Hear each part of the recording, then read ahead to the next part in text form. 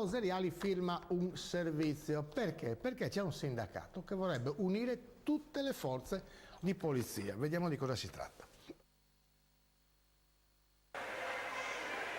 Siamo con Giordano Sartori del sindacato di polizia, segretario per la provincia di Venezia. Lei propone una riforma radicale del sistema della sicurezza, allora vorrebbe andare dall'avere 5 forze di polizia ad averne una sola? Sì, non è l'idea del SILP provinciale di Venezia, è un'idea del SILP nazionale, di uno dei più grandi sindacati della Polizia di Stato in Italia. Non possiamo più concederci un'organizzazione del genere con 5 forze di polizia nazionale che si rincorrono e che naturalmente fanno sì che ci sia uno spreco di risorse che ovviamente in questo momento storico non ci si può più permettere. Quindi il sogno e anche il progetto proprio pragmatico del SILP della CGIL è il superamento di questa organizzazione, una sola forza di polizia. Quindi anche finanzieri e carabinieri smilitarizzati? Beh, insomma, una forza di polizia significa una sola polizia civile e democratica.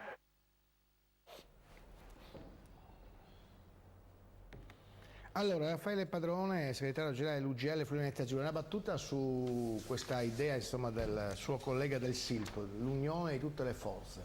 Cioè, non è una cosa che si è inventata il collega sindacalista di Venezia, è una cosa che il governo ne parla da decine di anni, ma che non può chiaramente trovare dei finali, perché sa cosa significa mettere insieme alcune forze di polizia oggi già transitate nell'esercito, quindi come quarta forza dell'esercito, ad esempio quella dei carabinieri. Poi si parlava tempo fa, sì, questa più militarizzata, ma sì, forse lui intendeva dire c'è un unico numero di emergenza, quello sì, tant'è che i telefonini, se vedete, da anni riportano un numero che è quello di sicurezza del 112, ma questo era un discorso che il governo faceva ampiamente tantissimi anni fa, almeno una decina di anni fa, e ci avevano minacciato, l'Europa aveva minacciato di farci pagare una multa e qualche decina di milioni di euro all'anno, ma poi abbiamo riscontrato che non è vero niente, perché nulla di questo si sta attuando. Il numero europeo noi non ce l'abbiamo ancora. No, noi purtroppo non abbiamo un numero europeo. Questo. Noi dovremmo avere un numero unico per polizia, carabinieri, guardia di finanza, vigili del fuoco. L'Europa ce lo chiede e noi continuiamo a procrastinare. Sì, perché poi c'è da sistemare il questore del momento, il comandante del generale dell'arma dell'altro, il comandante della Guardia di Finanza. Insomma, credo che non siano cose che si risolvino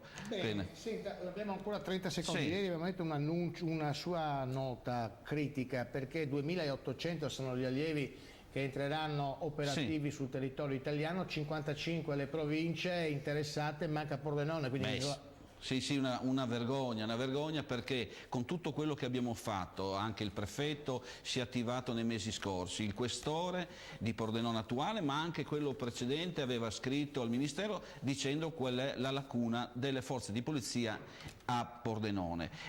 Saranno 15, 12, 15 mi pare i colleghi che lasceranno il servizio entro il 2014, ma nonostante questo, nonostante tutti i fatti criminosi, la criminalità che aumenta, dati dal Ministero, non dati del sindacalista o della questura, che fanno emergere che Pordenone non è più un'isola felice, 2700 allievi usciranno il 27 di settembre e Pordenone, fatalità, non è tra quelle che qui possono scegliere gli allievi.